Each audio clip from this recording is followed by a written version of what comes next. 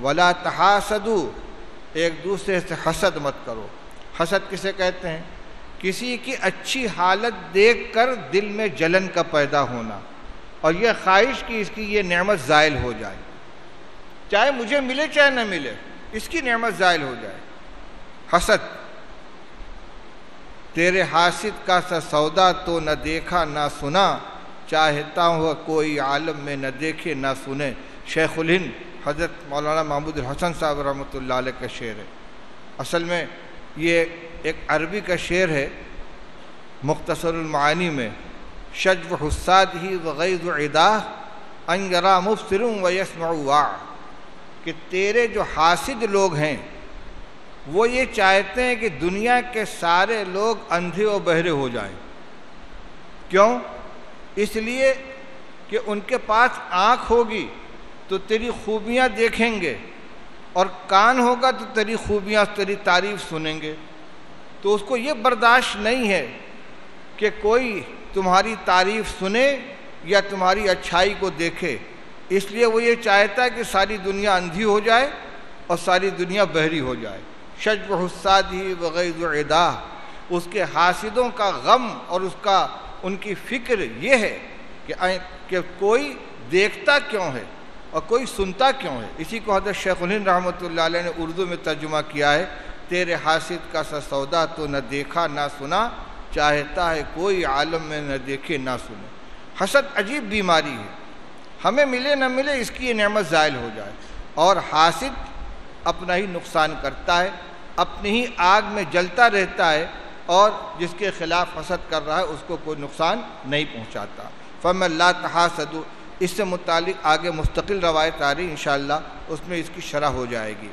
وَلَا تَبَاغَضُوا، آپس میں ایک دوسرے سے بغض مت رکھو، دل میں کینہ مت رکھو۔ وَلَا تَدَابَرُوا، اور ایک دوسرے کی پیٹھ پیچھے برائی مت کرو، یعنی ایک دوسرے کی غیبت مت کرو۔ وَكُونُوا عِبَادَ اللَّهِ إِخْوَانًا، اور ہو جاؤ اللہ کے بندے آپس میں بھائی بھائی۔ اور دوسرا ترجمہ کونو یا عباد اللہ اخوانا، اے اللہ کے بندو سب آپس میں بھائی بن کر رہو، ایک دوسرے کے خیر خواہ، ایک دوسرے سے محبت کرنے والے، ایک دوسرے کا بھلا چاہنے والے۔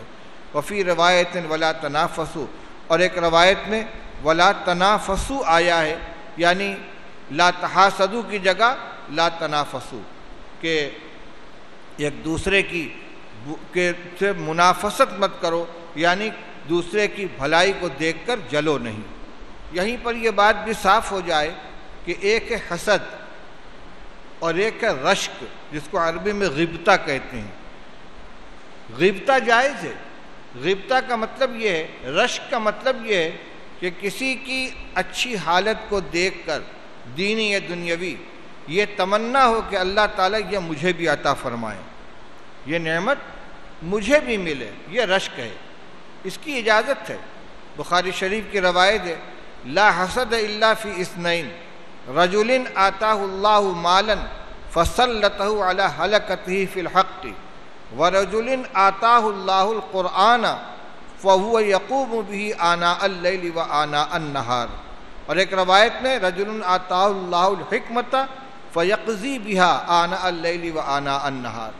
رسول اللہ صلی اللہ علیہ وسلم فرمایا کہ دو نعمتیں قابل رشک ہیں، دو آدمی قابل رشک ہیں، ایک وہ شخص جس کو اللہ تعالیٰ نے مال عطا فرمایا اور اس کو راہ حق میں خرچ کرنے پر مسلط کر دیا، یعنی خوب مال ملا ہے لیکن وہ خوب خرچ کرتا ہے، کوئی موقع نیک راستے میں خرچ کرنے کا ایسا نہیں کہ جو اس کو میسر ہو اور خرچ نہ کرے، گویا اللہ کی طرف سے اس کو اسی کام پر مسلط کیا گیا ہے۔ فرمایا ایسا آدمی قابل رشک ہے، تمنا کرنی چاہیے اللہ تعالیٰ یہ دونوں چیزیں مجھے بھی عطا فرما دے، مجھے خوشحالی بھی ملے اور اس کے ساتھ خرچ کرنے کی توفیق بھی ملے۔ فرمایا دوسرا وہ شخص قابل رشک ہے جس کو اللہ تعالیٰ نے علم دین عطا فرمایا، قرآن کا علم عطا فرمایا، اور وہ اس قرآن کو خود نمازوں میں پڑھتا ہے، دن رات تلاوت کرتا ہے، اور اس علم کے ذریعے لوگوں کے درمیان حق کا فیصلہ کرتا ہے، یہ رشک ہے۔ تو رشک کی اجازت دی گئی ہے کیونکہ اس میں دوسرے کی نعمت کے زائل ہونے کی تمنا نہیں کی جا رہی ہے۔